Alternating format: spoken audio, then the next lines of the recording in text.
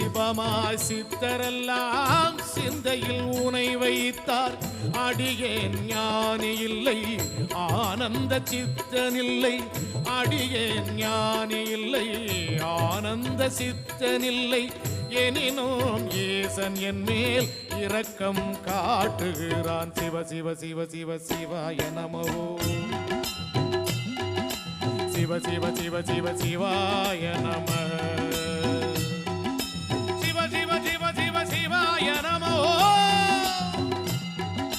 சிவ சிவ சிவ சிவ சிவாய